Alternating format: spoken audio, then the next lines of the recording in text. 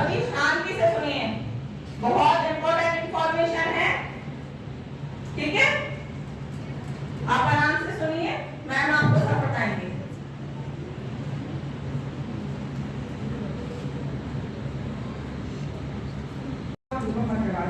और आप लोग देख सकते हैं कि हम लोग नवप्रभा एनजीओ से आए हैं और हमारी जो ऑर्गेनाइजेशन है, आप जैसे प्यारी प्यारी बच्चियों को एक सब्जेक्ट पढ़ाती है।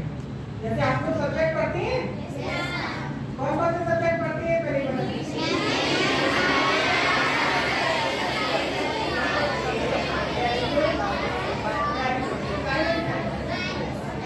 तो आज हम आपको एक सब्जेक्ट पढ़ाएंगे जिसका नाम है सेल्फ डिफेंस, यानी कि हम समाज के गलत इंसान से अपनी सुरक्षा कैसे कर सकते हैं, वो भी हमें पता लग जाएगा कितना करते हैं।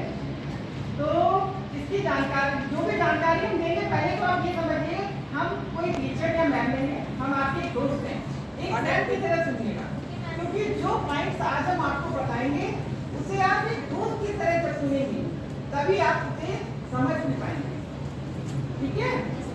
तो इसकी जानकारी बच्चों क्या होता है कि हम जहाँ रहते हैं, कहाँ रहते हैं? घर पर रहते हैं ना, जहाँ पर हम पढ़ते हैं, खाते हैं, सोते हैं, टीवी देखते हैं, मोबाइल चलाते हैं, है ना। और जहाँ हम खेलने जाते हैं, कहाँ जाते हैं खेलने? पार्क में जाते हैं, फ्रेंड्स के यहाँ खेलने जाते हैं कि नहीं? और जहाँ शॉपिंग करने जाते हैं, कहाँ जाते हैं? मॉल में जाते हैं, सदर जाते हैं, सिटी जाते हैं, मानी चौक जाते हैं, बड़े बाजार जाते हैं कि नहीं? और जब हम आउट ऑफ स्टेशन जाते हैं, यानी कि अपनी नानी के यहाँ, अपनी मामी के यहाँ, अपनी भाभी के यहाँ या कहीं पर भी घूमने विजिट पर, यानी कि रेलवे स्टेशन, बस स्टैंड, यानी घर के अंदर और घर के बाहर कोई भी पब्लिक है, इन सभी जगहों पर दो तरह के इंसान रहते हैं। दो तरह के इंसान रहते हैं। पीछे तक आवाज आ रही है? पहला एक गलत इंसान और दूसरा अच्छा इंसान। अच्छा, अगर हम आपसे पूछे कि आप कैसे इंसान के साथ रहना चाहेंगे तो आप लोगों को क्या जवाब होगा? अच्छा इंसान। क्यों? हम अपने लिए अच्छा इंसान क्यों चुनते हैं?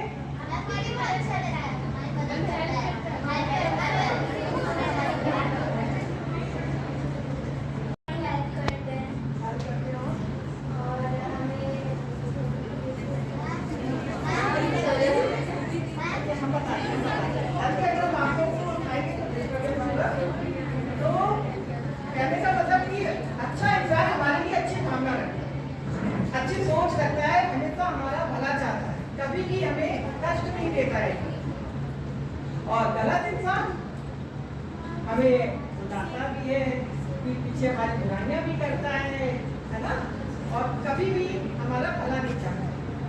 परंतु अब सवाल ये उठता है कि दुनिया की इस भीड़ में अगर हम झांसी की बात करें तो झांसी इतना बड़ा है, तो इतने बड़े झांसी में हम कैसे गलत और सही इंसान की पहचान करें, कैसे हम अच्छे और बुरे इंसान की पहचान करें, क्योंकि ये किसी के चेहरे पर नहीं लिखा होता। आप समझ रही हैं ना? ये किसी के चेहरे पे नहीं लिखा होता है। हमने क्या कहा था आपसे? आपका ध्यान सिर्फ और सिर्फ मेरी तरफ होना चाहिए, ठीक है, कि हम झट से पढ़ लें और समझ जाएं। क्या होता है बच्चों, कई बार अच्छा दिखने वाला इंसान जो बहुत ही डैशिंग होता है, बहुत ही क्वालिफाइड होता है, बहुत अच्छी पोस्ट पर होता है, हम उसे अपना समझने लगते हैं। समझ रहे हैं आप? अब उसे अपना समझने लगते हैं कि बहुत अच्छी फैमिली से है, और लेकिन अक्सर वो हमें धोखा दे जाता है। और कई बार जो एवरेज इंसान होता है उसकी भावनाएं हमारे लिए अच्छी होती हैं, परंतु उसे हम इग्नोर करते हैं। एग्जैक्टली, हम उन्हें समझ नहीं पाते हैं। कहने का मतलब बच्चों ये है कि ऐसा नहीं है कि अच्छा दिखने वाला इंसान अच्छा नहीं हो सकता, अच्छा भी हो सकता है, और बुरा दिखने वाला इंसान बुरा भी हो सकता है। हमारे अंदर ऐसे स्किल होने चाहिए कि हम सामने वाले की मानसिकता को समझ सकें। और यस, फ्रेंड्स होते हैं और रिलेटिव्स रिलेटिव्स होते हैं, वेरी नाइस, टीचर्स होते हैं एग्जैक्टली, एंड अननोन पर्सन भी होते हैं, लेकिन हमारे अंदर उनको समझने की क्षमता होनी चाहिए कि वो कैसे हैं। डॉक्टर्स भी होते हैं, क्योंकि हम डॉक्टर्स के पास जाते हैं, कहने का मतलब जब हमारे मार्क्स अच्छे आते हैं और हमारी मम्मी हमें प्यार करती है, हाँ करती है कि नहीं करती है ना, और हमारे पापा पेट को तपाते हैं, तो वो होता है हमारी मैम। जैसे कि हमारे मार्क्स अच्छे आते हैं तो हमारी मैम भी हमें शाबाशी देती है, गार्डन होती है कि नहीं करती है ना। ये कौन सा टच हुआ? गुड टच, यानी कि सेफ टच, जो टच हमें अंदर से खुशी दे, हमें अंदर से कंफर्टेबल फील कराए, वो होता है हमारा खाना। और वो हमारे क्लोज भी हो सकते हैं, स्ट्रेंजर भी हो सकता है, कोई भी हो सकता है, परंतु हमारे अंदर इतनी बुद्धि होती है कि हम लोग इतने अच्छे स्कूल में पढ़ते हैं, है ना, ऑलरेडी हम लोग बहुत स्मार्ट हैं, लेकिन फिर भी आप जैसे बच्चियों के साथ गलत तो हो रहा है ना, ये बात तो आप लोग मानते हो ना, अभी भी बहुत गलत हो रहा है। क्यों हो रहा है बच्चों? हम लोग लापरवाह हैं, हम लोग सब कुछ समझते हुए भी चुप रहते हैं और अपने आप को गलत समझ लेते हैं। कई बार केसेस में हम लोग खुद को ही गलत समझ लेते हैं, जिससे हम अपनी बात बड़े से नहीं कहते। तो वो होता है हमारा गुड टच, जो हमें सेफ टच। कोई गिविंग डाउन किसी भी तरह का पीछे सबको समझ में आया? अब बात करते हैं, तो मम्मी ने हमारे कान खींचे कि नहीं, तो कैसा फील हुआ? तो मतलब जब हमें मतलब एक फील होता है तो खुद सिंपल बैड टच से सबके साथ होता है, नॉर्मल, कोई इसमें कोई डेंजर टच नहीं है, बस हाँ बैड टच इसलिए क्योंकि वो हमें पेन दे रहा है। हमारे भाई बहनों में दोस्तों में लड़ाई होती है, चोटियां लगती है कि नहीं, एक दूसरे को पुश करते हैं, हम गिर जाते हैं, घुटने में ब्लीडिंग होने लगती है, इंजर्ड हो जाती है, वो भी बैड टच होता है कि नहीं? वो नॉर्मल बैड टच है, कोई डेंजर टच नहीं है, कोई बैड टच, ठीक है। अब बात करते हैं दूसरे बैड टच करनी है, और नोज, आईज, लिप्स, सारे बॉडी के पार्ट्स इसके आसपास हैं, ठीक है। यदि कोई इंसान, फिर चाहे वो आपका कितना भी क्लोज क्यों ना हो, यदि कोई इंसान आपकी बॉडी के इन पार्ट को छूता है, पार्ट नंबर 1, ठीक है, आप लोग को समझ में आ रहा है ना क्या कह रहे हैं? Part number 2 and part number 3, यहाँ तक कि पार्ट नंबर 4 लिप्स। यदि कोई इंसान आपकी बॉडी के इन 4 पार्ट्स को टच करता है, फिर चाहे वो आपका कितना भी अच्छा दोस्त या रिलेटिव या क्लोज वन क्यों ना हो, तो आपको तुरंत क्या करना है? उसे क्या बोलना है? डोंट टच मी, और वो भी गुस्से से, नॉर्मल नहीं बोलना है, धीरे से। डोंट टच मी उसको पुश करना है, उसको धक्का देना है कस के, और डोंट टच मी बोलना है, ठीक है। यदि वो इंसान बार बार आपको यहीं पर टच कर रहा है, तो आपको तुरंत क्या करना है? उसकी शिकायत मैम से तो करनी है, मैम से करनी है, अपनी मम्मी से करनी है, चुप नहीं रहना, अपने एल्डर से करनी है, राइट, अपनी फ्रेंड से करनी है, अपने पापा से करनी है, अपनी दादी से करनी है, घर में कोई भी मेंबर हो, उसकी शिकायत तुरंत करनी है। क्योंकि बच्चों जब ऐसा अगर नहीं करते आप, हाँ जी, कौन करता? हाँ, वो बार बार ऐसे करता। हाँ, अगर हम मतलब चुप रहते हैं और किसी से नहीं कहते हैं, तो वो हमें बार बार वो चीज रिपीट करता है। वो लगता है वो आपकी सिस्टर को, आपके फ्रेंड को भी धीरे धीरे उसकी इतनी हिम्मत हो जाए कि वो ये चीज करता चला जाए, तो हमें तुरंत उसका विरोध करना है। मुझे भी बोलना चाहूंगी कि कई बार क्या होता है कि बच्चों को समझाते हम उनके ऊपर उन्हें ओवर प्रेशराइज कर देते हैं। कई बार बच्चे हमसे कहने में सकुचाते हैं, क्योंकि हमारे उनके उनकी बॉन्डिंग अच्छी नहीं होती है। तो आप लोगों से भी कहना चाहेंगे कि आपके जो बच्चे हैं उनको समझिए, उनके साथ एक फ्रेंडशिप रिलेशन मेंटेन करके चलें। अगर आप चाहते हैं कि इनमें होने वाली सारी चीजें वो आपसे शेयर करें तो तभी होगा जब हम उनके साथ दोस्ती करके रखें। नॉट अप टू आप लोग ऑलरेडी हैं, लेकिन दोस्त बनने के लिए हमें एक्स्ट्रा एफर्ट्स डालने पड़ते हैं।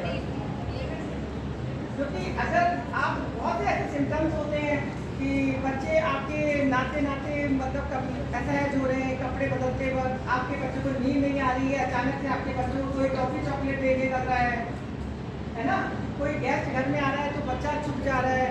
तो ये जो सिम्टम्स ऐसे होते हैं कि अगर हम समय रहते इनको नहीं समझ पाते तो आगे चल के बच्चे मेंटल हेल्थ की प्रभावित होती है। Depression, anxiety, obesity, personality disorder, बहुत ही ऐसी बीमारियां, बड़ी बीमारियां हैं जो आगे चल के वो दिखाई देती।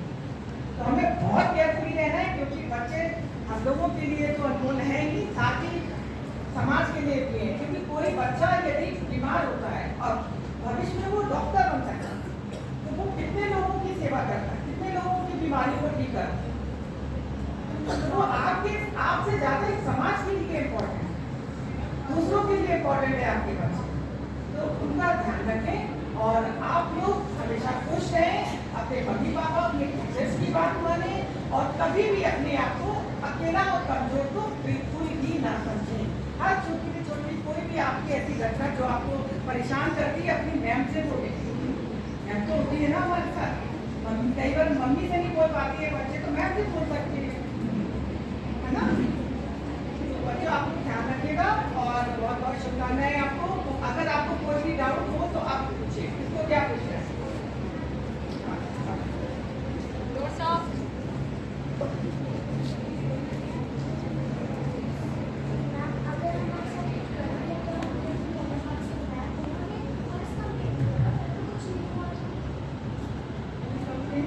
कुछ नहीं बात हो कहता है कि हम बड़े धोखा खा जाते हैं, इसलिए बहुत ध्यान से केयरफुल होकर सुनिएगा, ठीक है।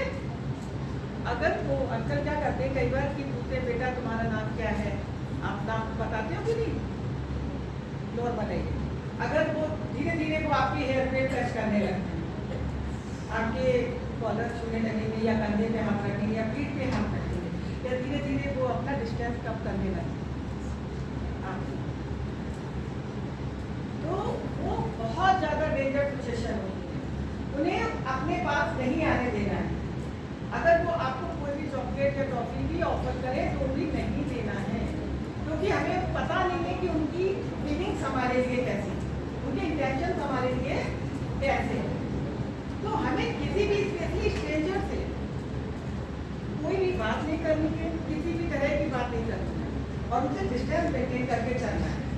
और क्या होता है कि कई बार हम ट्रेन में जाते हैं तो हम जोर जोर से मतलब अगर मान लो वो बार बार आपको इरिटेट कर रहे हैं, आपको पुश कर रहे हैं या आपको बार बार आपसे मतलब आप चाह नहीं रहे कि वो हमसे बात करें और वो आपसे बात करे जा रहे हैं तो आपको जोर से चिल्लाना है, जैसे कि आसपास के लोगों का ध्यान आपकी तरफ आकर्षित, तो वो अंकल डर जाएंगे।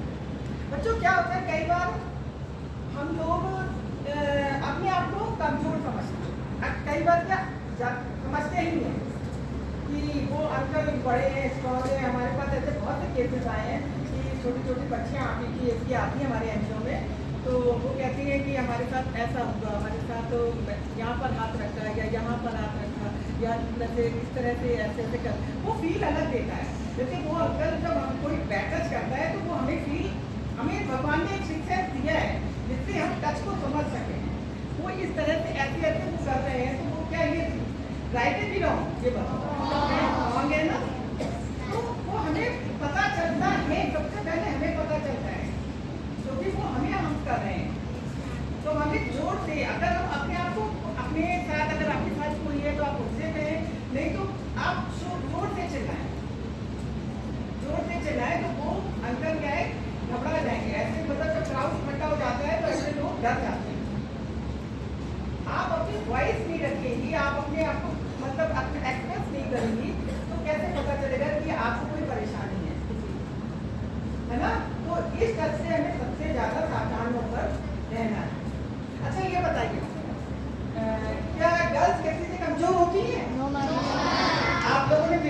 रानी लक्ष्मीबाई का तो नाम सुना ही होगा। कौन बताएगा कि उन्होंने क्या किया था?